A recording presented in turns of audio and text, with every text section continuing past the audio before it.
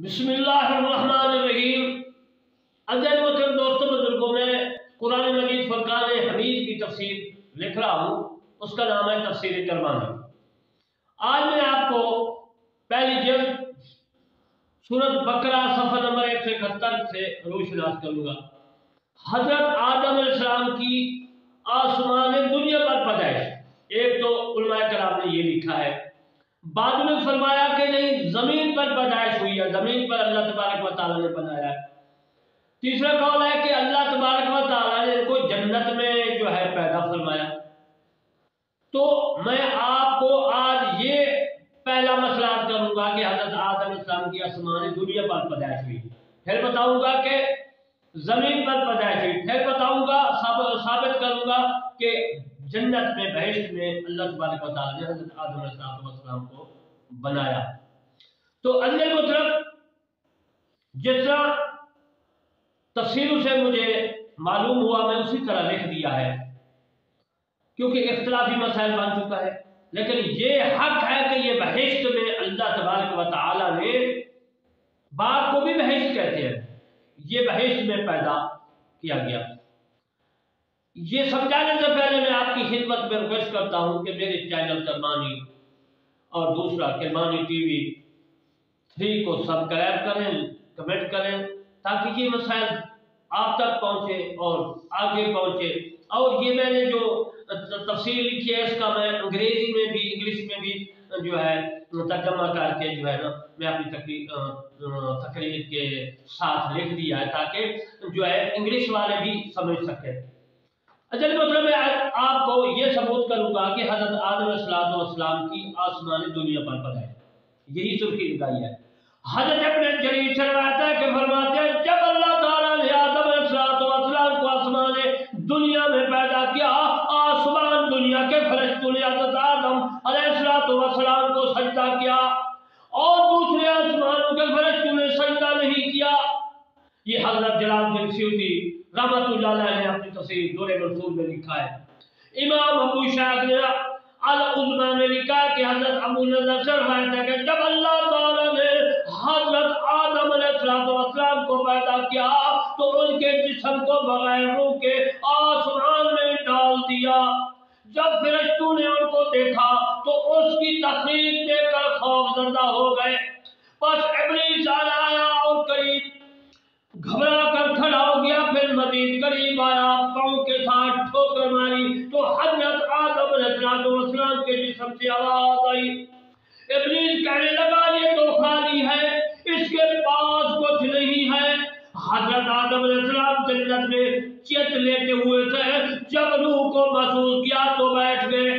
یہ حضرت جلال الدین سیوطی رحمۃ اللہ علیہ نے اپنی تفسیر دور منصور میں لکھا اور میں نے اپنی تفسیر کرمانی میں لکھا۔ حضرت انس رضی اللہ تعالیٰ عنہ سے روایت ہے کہ رسول اللہ صلی اللہ علیہ وآلہ وسلم نے فرمایا کہ جب رب العزت نے جنت میں حضرت آدم علیہ السلام کی شکل و صورت بنائی اور انہیں جب تک چاہا اسی حالت پر رہنے دیا تو ابلیس حضرت آدم علیہ السلام کے ارد گرد چکر لگانے لگا اور دیکھنے لگا کہ یہ کیا ہے۔ جب اس نے ان کے جسم کو خالی پایا تو وہ جان گیا کہ ایک ایسی مخلوق پیدا کی گئی ہے جو اپنے آپ پر قابو رکھنے والی نہیں ہے۔ یہ صحیح مسلم میں بھی ہے اور صحیح مسلم کے علاوہ مسند احمد میں بھی ہے، اور حضرت ابن جریر رحمۃ اللہ علیہ نے اپنی تفسیر طبری میں بھی لکھی ہے اور میری تفسیر کرمانی میں بھی ہے۔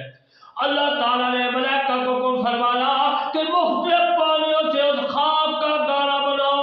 جب گارا بن چکا تو اللہ تعالیٰ نے اس پر 40 دن بارش برسائی، 39 روز تو غم کی بارش برسی اور 1 روز خوشی اور سرور کی بارش برسی۔ اس لیے انسان کو رنج و غم سے زیادہ اور تھوڑی سی خوشی نصیب ہوتی ہے۔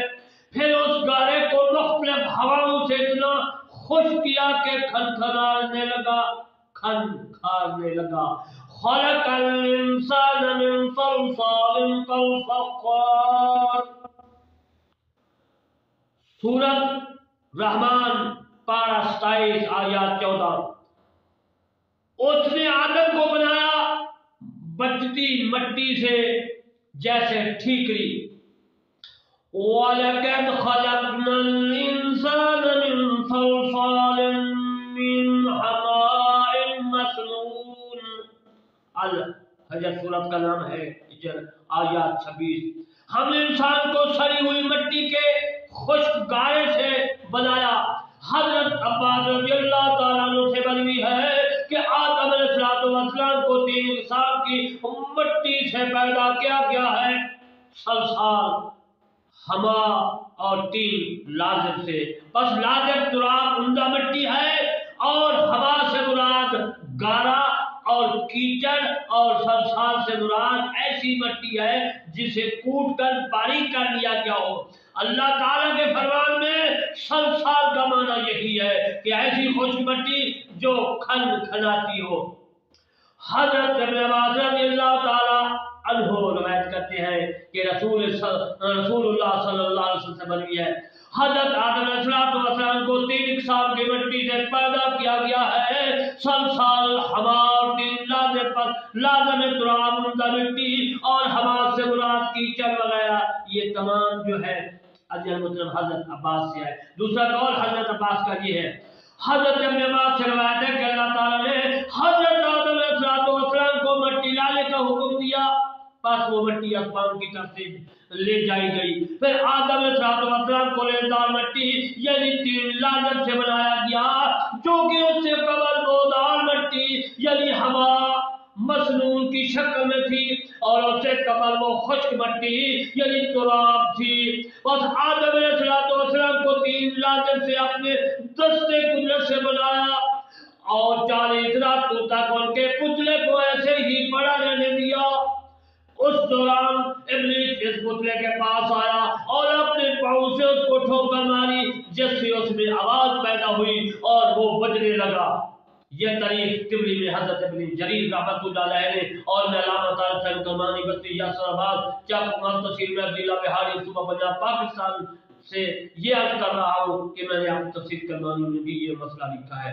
اس کے بعد ابلیس آدم علیہ السلام کے پتلے کے منہ میں داخل ہو کر اس کے دبر کے راستے سے باہر نکل گیا، اور کہنے لگا اس آواز میں سواد اور مٹی کی وجہ سے جسے تو پیدا کیا گیا ہے تیری کوئی حیثیت نہیں ہے، اگر مجھے تجھ پر قبضہ و تصرف دے دیا گیا تو تجھے ہلاک کر دوں گا، اور اگر تجھے میرے اوپر مسلط کیا گیا تو میں تیری حکم عدولی کروں گا۔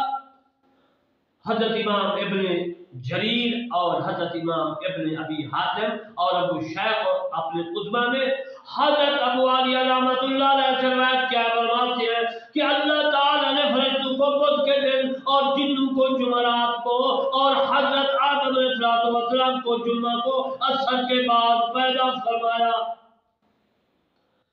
پس جنوں کو ایک قوم نے کفر کیا، پس فرشتے ان کی طرف سے زمین پر آئے اور ان سے جنگ کی۔ زمین پر اس وقت فساد اور خون ریزی تھی، اسی وجہ سے فرشتوں نے کہا کہ کیا تو اسے خلیفہ مقرر کرتا ہے جو زمین میں فساد برپا کرے گا۔ یہ حضرت جلال الدین سیوطی رحمۃ اللہ علیہ نے در منصور میں، اور ابن جریر رحمۃ اللہ علیہ نے اپنی تفسیر طبری میں لکھا ہے، اور میں اپنی تفسیر کرمانی میں ان کا حوالہ جو ہے لکھا ہے۔ امام عبد بن حمید اور ابن ابی حاتم نے حضرت ابن عباس رضی اللہ تعالیٰ عنہ سے روایت کی ہے کہ اللہ تعالیٰ نے ملائکہ سے فرمایا کیا میں انسان کو پیدا کرنے والا ہوں، کہ میں انسان کو پیدا کرنے والا ہوں، وہ ایک دوسرے سے حسد کرنے والے ہوں گے اور ایک دوسرے کو قتل کریں گے اور زمین میں فساد پھیلائیں گے۔ ملائکہ نے عرض کیا کہ کیا تو اس کو خلیفہ مقرر کر رہا ہے جو فساد برپا کرے گا؟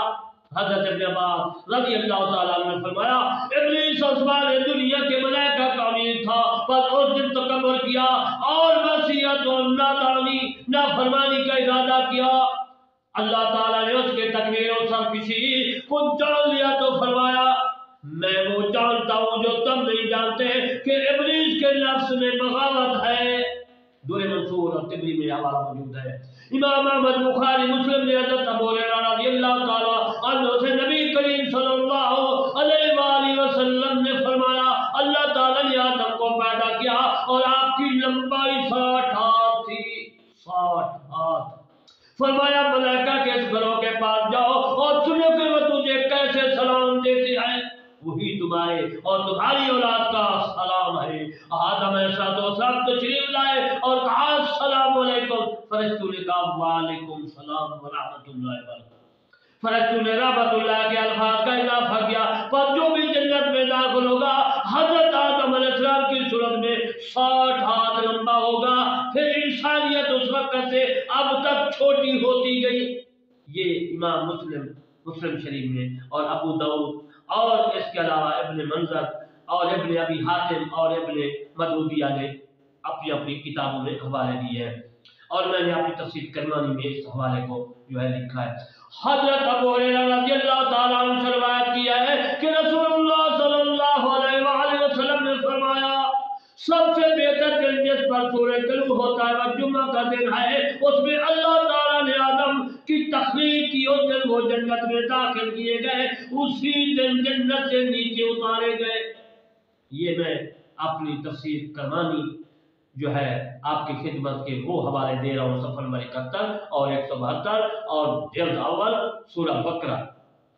اسی دن کا وصال ہوا اور اسی دن ان کی توبہ قبول ہوئی اور اسی دن قیامت قائم ہوگی۔ ابن زید فرماتے ہیں کہ جمعہ کی آخری گھڑی میں حضرت آدم علیہ السلام کو جلدی میں پیدا کیا گیا اور ان کو جلد باز بنا دیا گیا۔ اجل مطلب یہ میں نے آپ کو تاریخ طبری سے بھی روشناس کیا، باقی دور منصور طبری تفسیر سے، باقی رول بیان وغیرہ باقی جو معتبر کتابیں ہیں۔ میں آخر میں آپ سے ریکویسٹ کرتا ہوں کہ میری تفسیر کرمانی اور دوسری کرمانی ٹی وی 3 کو اور کرمانی ٹی وی کو سبسکرائب لائک کریں تاکہ یہ مسائل آپ تک پہنچے۔